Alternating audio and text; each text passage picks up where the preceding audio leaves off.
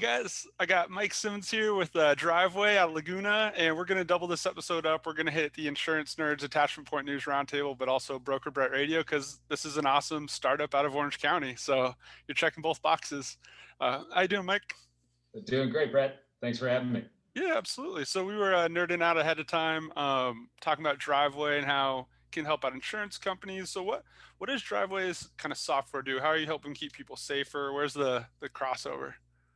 Yeah. So we're in the smartphone telematics space for the So we'll jump right into to some nerd terminology, but for folks that know it, I know a bunch of the folks in the insurance industry know it, but that's what we do, and we've been we kind of invented the business. We've been doing it since a bit before everybody else, but trying to use the smartphone as a data capture sensor to get driving behavior data off the car. And I've been a nerd in that space forever, but it hasn't always been a smartphone software solution. It's been a hardware solution in the past, and so that was really the problem that we were trying to solve. That's cool. Yeah, it makes sense. So the kind of utility of this thing that everyone has in their pockets, you think back to like Progressive want to plug into the, was it like OEM reader? I forget what their OBD official. Yeah.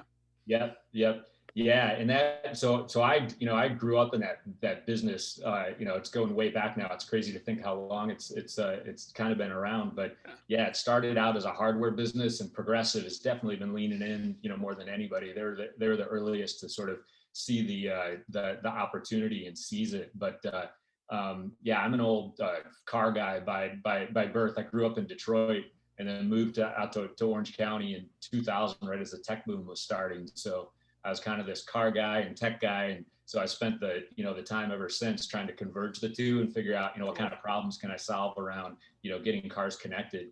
And it's been a kind of a fun ride, but it took me to, I wasn't not an insurance native, but that took me into the insurance business, kind of deeply and pretty quickly as I was looking for problems to solve, problems you could solve with that technology, bringing connectivity to the cars.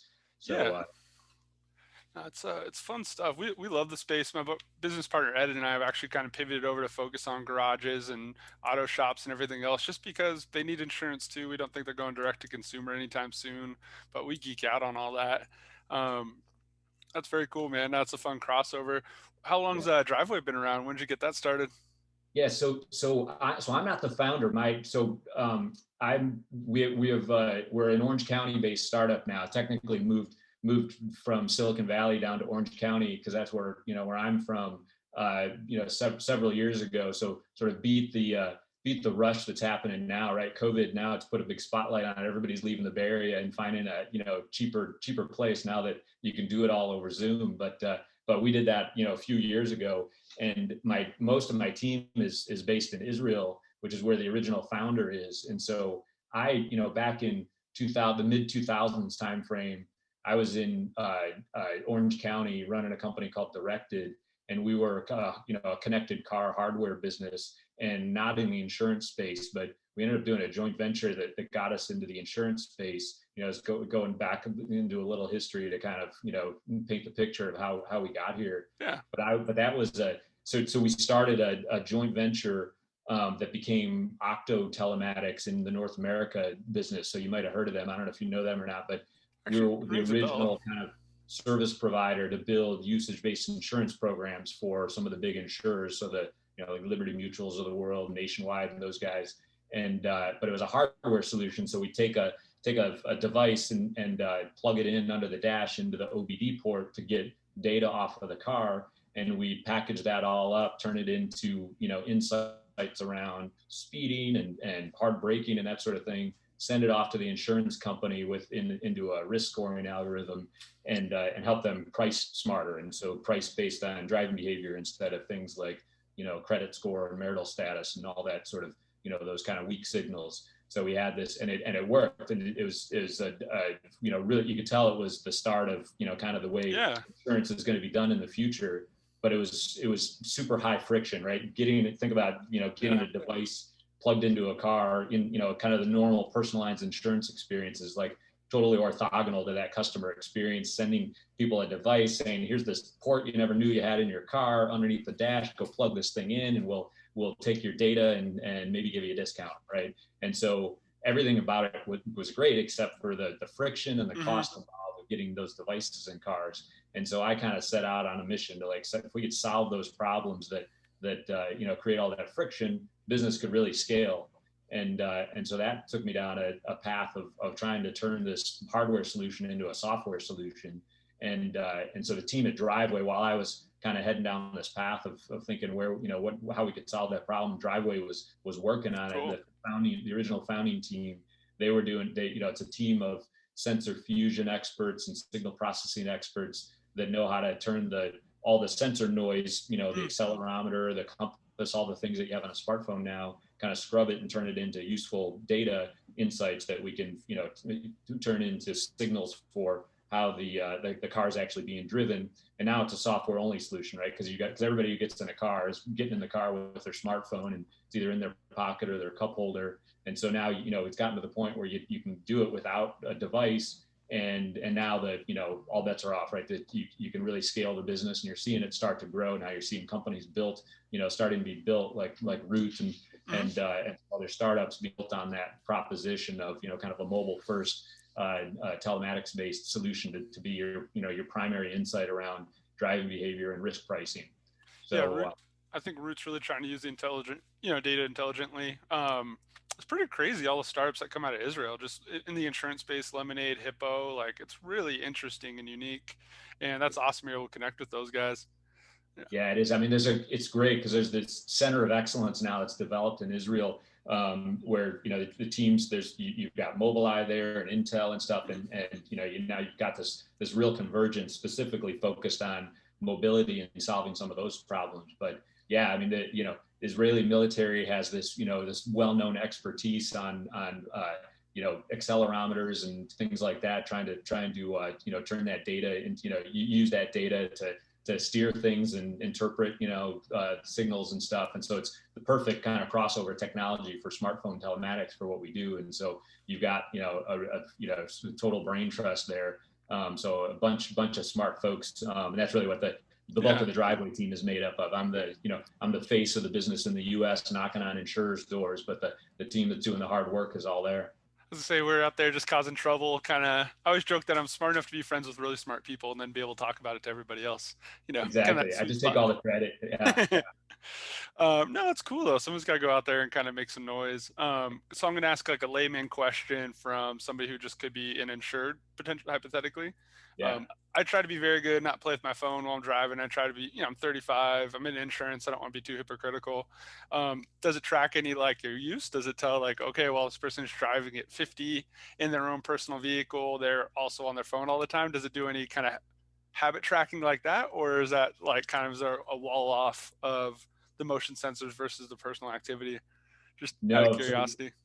Well, so no, we got you on that. So it's all, that, and we have the platform that can do all those things. We don't necessarily do all those things. That's, we partner with the insured to decide how they want to design the program.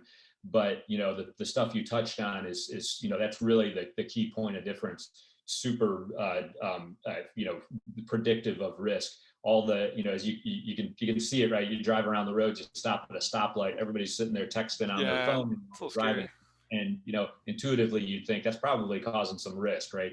And now we have the data to show it, and it's incredible when you look at the data how much risk that drives into the driving environment. So part of what we do is all the traditional risk signals around speeding and hard braking and hard acceleration and cornering and all that stuff.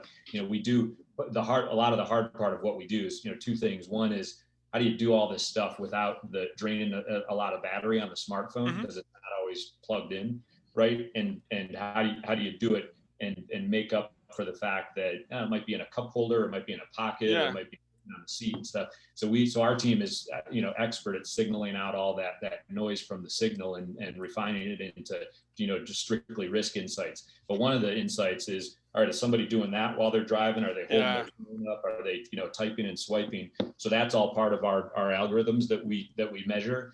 And we roll that up into an overall, aggregated risk score, which is designed to be a picture of how safe or how risky that driver is, so that the insurance company can hopefully reward the customers with better pricing that are good at putting their phone away and they don't touch Hmm. it and that kind of thing. So yeah, so we definitely do that. We definitely measure it. We actually built the first program that essentially rewards people for keeping their hands off their phone.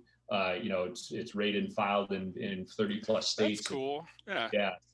So and that was really important to me and to us because it's a huge problem, huge risk on the road. It's causing real fatalities on the road, and we can kind of turn the problem into the solution, which is a smartphone.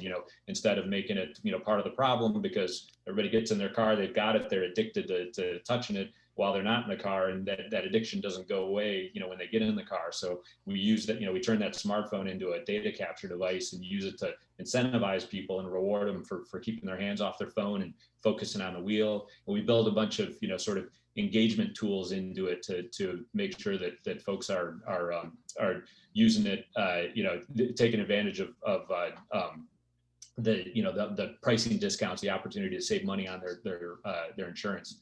It's a small thing, and you could probably pair up where the car is with the phone, so you're judging somebody when they're in their car. I wonder if, like, let's just say I'm playing with my phone, but my wife happens to be driving that day.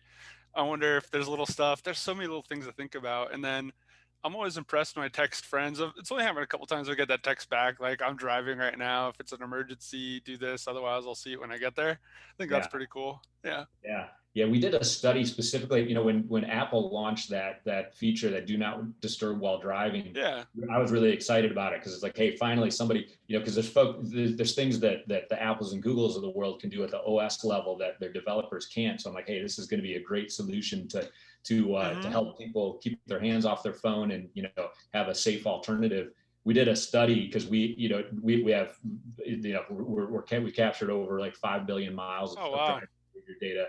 And so we were excited to look at it and say, hey, are people really using this? Because we can tell if Yeah. they're using it or not. And the short answer from our study was, we got a blog post on it, was like, nobody was using it, nobody turns it on, effectively. I have a And lot of friends. so I think I've gotten that back twice. Like, I'm thinking of yeah, all the yeah, people I've texted exactly. in all the world, Yeah. like two But people. our thesis was, hey, if we, maybe a few folks start using it and then turn it off because Yeah. they want to, if they're at a stoplight, they'll want to take a, sneak a peek or whatever.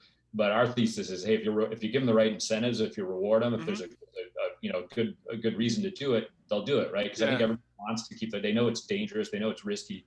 So our message is, we work with the insurers to deliver the message that, hey, if you keep your hands off your phone, you drive safely, you can save up to 25-30% on your insurance, and that's real money for people. And Oh, yeah. that's been super effective, right? That's And cool. you have to keep coaching them and nudging them and reminding them that, hey, this is, don't forget, you've got to, if you want to earn maximum savings, don't touch keep your hands off your phone. And hey, you did a good job last week, keep it up for next week, that kind of thing. Yeah, no, that's cool. I mean, you have me want to go down a lot of different tangents. I've heard that playing with your phone while driving is on par with, like, drinking and driving in terms of risk awareness. Like, kind of, if you're, like, it's just that scary, that dangerous, which is kind of mind-boggling. Yeah. Yeah, it's and you're exactly right, and that's kind of the way we think of it. It's the new drunk driving, Yeah. basically. You had society, governments have reacted. You saw how risky drunk driving was. Now there's hard enforcement rules in Yep. place, and it's got a stigma around it. We're like early days of that with smartphone distraction, and it's a different thing, right? It's not as it's not as easy to throw the stigma on it as you Hmm. can do with drunk driving, and so people take it really casually. But we see in the data how risky it is.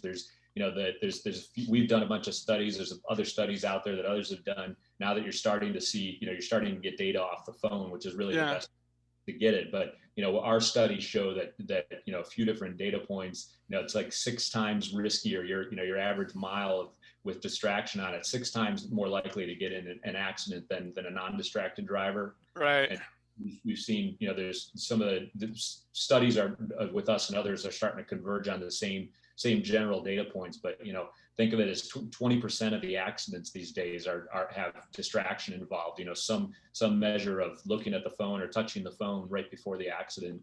And more than 50% of trips, driving trips now that we see, somebody's at some point on the trip, people are touching their phone and driving somewhat distracted. So it's huge. And there's like globally there's over 1 million vehicle fatalities, Mm. car crashes, fatal car crashes around the globe.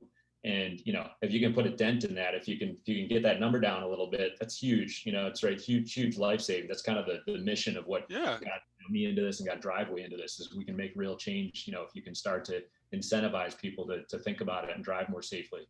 Oh, 100%. And then just like a small, even anecdotal, when I was driving back from the grocery store yesterday, like 2 lane little road, kind of between some bigger roads. Actually, I was going between like Baker and Bristol. I'm just nerding out since Costa Mesa. Yeah, There's this little windy road behind it, and this car like kind of creeps past the stoplight and then like makes a right and it's kind of drifting. I'm like, this guy looks like he's drunk. And then I pull up next to him to go make a right onto Bristol, and I just see him like glued to his phone. I'm like, the guy's just not paying attention. Kind of a silly thing in the insurance community.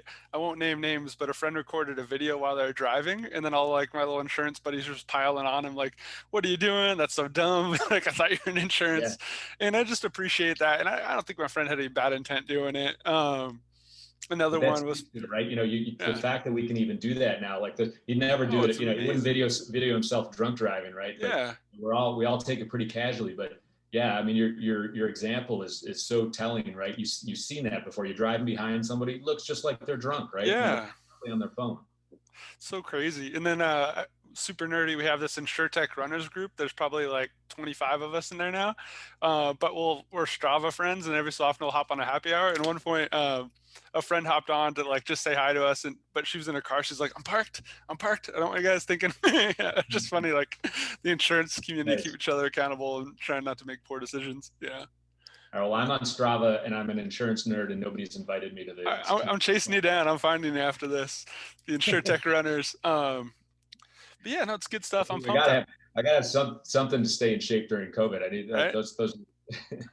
It got me back into running. I hadn't ran consistently in years. I'm 35. I ran the LA Marathon when I was like 27, and I haven't really been consistent since. So it's been nice. I It's a know little silver lining. I I nerd out on Strava too, because there's a lot of similarities in the the business what we're doing, Yeah. capturing that running data. I probably stare at it a different way than people do, because they do a really good job capturing steps and running and discerning. I Yep. set it on. You hear the pause all the time when you start walking instead of running and that kind of thing. So it's a good, you get to feel for how their tech works, and a lot of that stuff is similar to what we use, right? Because one of the things we understand that really helps our tech work is, when somebody's, we can sense based on the sensor data, if somebody's driving in a car, or they're riding, they're a passenger in Mm, a different car like an Uber, or they park and they get out of their car and they start walking. And so all those different that's things cool. you see a different pattern when you look at the sensor data. And we've got algorithms that help us. So when somebody starts walking after they got out of the car, we know, hey, the trip's over, right? So Yeah. let's stop recording the trip and roll it up and understand how safely that trip was driven. It's pretty like geeky and fun. My dad bought me these sunglasses for Christmas. They're like the Bose frames. And then I Oh, have like, this is the cheapest of the cheap little garments, but it works so well for tracking. And it is funny with our InsurTech runners. It's like we're a bunch of nerds who like technology, think this stuff's cool. Like Strava's the perfect place for us to hang out and joke around and build community. totally. Yeah, I love it. I Yeah. love it. Those guys are doing a great job too. Yeah. Yeah, It's it awesome. really speaks, I think, to the where insurance is going in the future too, because now we're all part cyborg. We've got Yeah. this phone that never leaves our side, right? And so you've got a way to really deeply understand behaviors of the individual and the risks around it, right? Even beyond car insurance now. Hmm. And I think you're seeing that. I mean, you're probably talking to them all the time, but the insurtech community, all this stuff that's cropping up right now, It's fun. capabilities that were never possible before, for like deeply understanding risk and segmenting it and pricing people more fairly, right? I mean, big thing that drives me in this business is just thinking about how sort of unfair car insurance is at a base level, right? I mean, Hmm. things like credit score and marital status and all these sort of orthogonal kind of weak proxy signals that price insurance. And it's like a tax on the poor, right? You can't Yeah. you shouldn't be pricing insurance that way. It's a huge part of a lot of people's expense, monthly expense burden. Hmm. If they're getting hit up on their insurance pricing because they've got, it's the double whammy. They've got maybe a weak credit score, but they're probably, they could be a really safe driver, right? And now we can unpack that and price them, more fairly based on, how they really drive on the road. Now they're keeping their hands off their phone. And I Yeah. think it just solves a big problem. And you can, you're starting to see that opportunity go into different things like homeowners and other, Hmm. other things to make, insurance pricing sharper and more contextual. Yeah, we're having fun around that with my friend's startup, Purple Ant, for IoT for commercial buildings. Yeah, it's been fun to explore. Um, it's interesting. So I used to sell office moves. Like, nobody means to get into insurance. It's kind of like a happy accident career. Yeah. And I saw insurance as a great sell, get paid every year. That was a good opportunity. So the first role I took was personal lines auto maybe 5 years ago. And rates were just going up and up because we have all these smart bumpers. We have all this like technology. Your rearview mirror, which would have been $100, 10 years ago, now has all this data in it. It's like $5,000 replace a rearview mirror, and you have distracted drivers. Everyone's like, "Why is my auto insurance so expensive? Why is it going up?" Because everyone's playing with their phones, and our bumpers got technology in them now. It's It's so crazy. true. Yeah. So true, right? All the you just added thousands of dollars of cost around the right at the bumper, right? All that stuff's right at the bumper. So now the severity of all those accidents gets goes way up, gets more expensive. Exactly at the right time where people's smart Facebook and Google and everything is driving the smartphone addiction Yep. and yeah, I mean it's I've got some graphs that show it, but you overlay the growth of smartphone usage and the increase in car insurance pricing. It's like right on top of each Yep. other, and it's totally what you're saying, right? The expensive, all the expensive add-ons to which are great, right? The ADAS stuff has been a lifesaver for a lot of people, but it's expensive when you get in a little Hmm. accident. And I wonder too if like we're gonna hit like the cycle where like the technology will start protecting people, protect the cars. Like it'll might almost drive itself down in costs, in an interesting way. And hopefully the right incentives will be there to do that. And I'm not mad at us. Like, we're gonna have to learn how to use this. Everyone's kind of learning together. I recorded a podcast with a friend talking about Medicare and about how like 65-year-olds today aren't like the 65-year-olds we grew up with. It's interesting how like we're all more tech enabled. We're all getting more comfortable with all this, and it's fun to see the intelligence kind of mesh into the products. Totally, Yeah. yeah. Yeah, it's going to be interesting to see where insurance goes in the future, because we're in this, it's going to go through this interesting curve where we're throwing a lot of cost in the car now, and it's doing some stuff on ADAS that's got some good benefits in terms of probably frequency, but then severity goes up because there's a bunch of Hmm. costs that's involved with it. And then we're on this sort of long, slow road toward some version of autonomy. And then the insurance industry kind of freaks out with this existential risk that there's not going to be drivers in cars anymore, and there goes car insurance and that kind of thing. But I think it's going to be it's going to be a long road Oh getting there. yeah. It's going to be a really interesting one, as those different pieces come into play, and you've got more technology to get better insights and sharper about what the real risk of a driver is. And then you got some cars on the road driving themselves around, and then you got some human driven cars, and it feels like it's going to be this really chaotic environment that's going to have insurance is going to be playing a really interesting role for the next few decades Oh as we yeah. sort all out. It's kind of interesting. I mean, not to get too nerdy, I almost want to go like two different angles on this, but it's almost like when they introduced cars or something, and you still have buggies and you still had whatever else. It's almost like the world's going through another little shift. Um, Exactly. so not Yeah, to I think like, some people that aren't nerds inside the business, can they wait? They go really high level and they say, oh, it's everything's going to be robot cars in 5 years. It's like, no, it's not that at all. It's going to be yeah. you're going to have a really complicated road getting there, and you've got the billion cars on the planet right Hmm. now. The refresh cycle takes forever, right? Those cars aren't they're not just going to go away, right? Hmm. People are going to turn in their cars, so you've got decades and decades of those cars being on the road, and you're going to sprinkle in a bunch of different layers of autonomy and self-driving along the way, and it's going to be a wild ride. It's going to be fun. It'll be fun. It'll be interesting. One of the coolest things I ever saw was like a TED talk back in the day about how technology is not a progression, but it's more like an ecosystem.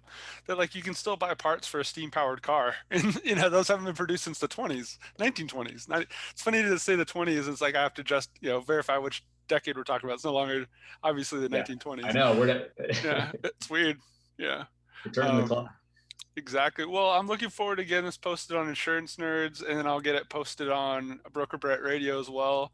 And then, we'll stop recording, and I'll geek out with you about some of the companies I know, whatever else. But where should people find you? Where should they check out Driveway, or what's the best Yeah, way to connect with you?